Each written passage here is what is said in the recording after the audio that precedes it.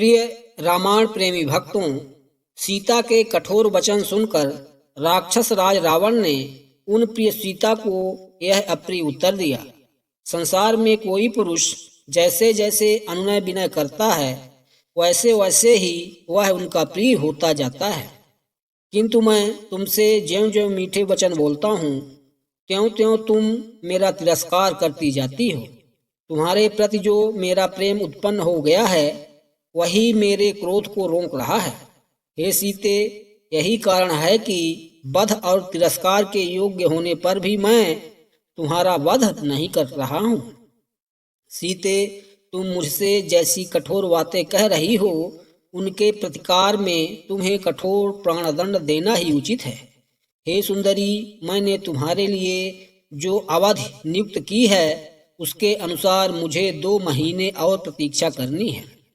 तत्पश्चात तुम्हें मेरे साथ आना ही होगा।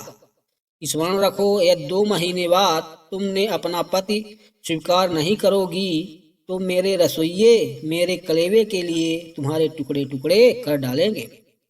राक्षस राज रावण के इन वचनों को सुनकर पति के शौर्य के अभिमान से परिपूर्ण सीता ने कहा, निश्चय ही इस नगर में तेरा भला चाहने वाला कोई भी ऐसा पुरुष नहीं है जो तुझे इस निंदित कर्म से रोके। नीच राक्षस, तूने अमित तेजस्वी श्री राम की भार्या से जो पाप की बात कही है उसके परिणाम स्वरूप दंड से तू कहाँ जाकर छुटकारा पाएगा। मैं धर्मात्मा श्री राम की धर्म पत्नी और महाराज दशरथ की पुत्र वधू हूँ। दशमुख रावण, मेरा तेज ही तुझे भस्म कर डालने के लिए पर्याप्त है। केवल श्री राम की आज्ञा न होने से और अपनी तपस्या को सुरक्षित रखने के विचार से मैं तुझे भस्म नहीं कर रही हूँ। निसंदेह तेरे वध के लिए ही विधाता ने यह विधा रच दिया है। तू कितना वीर और पराक्रमी है इसका पता तो मुझे उसी दिन चल गया था जब तेरे पास इतनी विशाल सेना बल और तेज होते हुए भी तू मुझे चोरों की भांति मेरे पति की अनुपस्थिति में चुरा लाया था। क्या इससे तेरी कायरता का पता नहीं चलता? सीता के मुख से ऐसे अप्रत्याशित एवं अपमानजनक वचन सुनकर रावण का संपूर्ण शरीर क्रोध से थर थर कांपने लगा।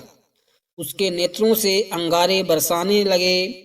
वह दहाड़ता हुआ बोला, अन्यायी और निर्धन मनुष्य का अनुसरण करने वाली नारी जैसे सूर्यदेव अपने तेज से प्रातःकालिक संध्या के अंधकार को नष्ट कर देते हैं, उसी प्रकार मैं तेरा तत्काल विनाश किए देता हूँ।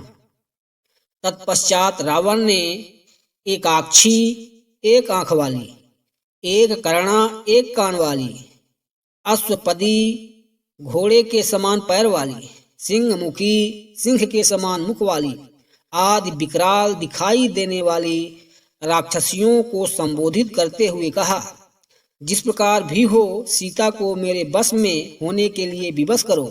यदि वह प्रेम से न माने तो इसे मनचाहा दंड दो, ताकि यह हाथ जोड़कर गिड़गिड़ाती हुई मुझसे प्रार्थना करे और मुझे अपना पति स्वीकार करे।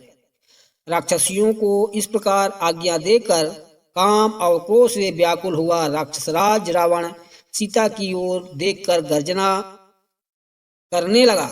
रावण को अत्यंत क्रोधित देखकर मंदोदरी और धान्य मालिनी नाम की एक अन्य राक्षस कन्या शीघ्र रावण के पास आई और उसका आलिंगन कर बोली, हे प्राणनाथ, आप इस कुरूप सीता के लिए क्यों इतने व्याकुल होते हैं? भला इसके फीके पतले अधरों, अनाकर्षण क्रांति और छोटे भद्दे आकार में क्या आकर्षण है?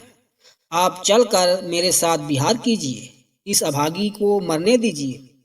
इसके ऐसे भाग्य कहाँ जो आप जैसे अपूर्व बलिष्ठ अद्भुत पराक्रमी तीनों लोकों के विजेता के साथ रमण सुख प्राप्त कर सके। नाथ, जो स्त्री आपको नहीं चाहती उसके पीछे दौड़ने से क्या लाभ? इससे तो व्यर्थ ही मन को दुख होता है।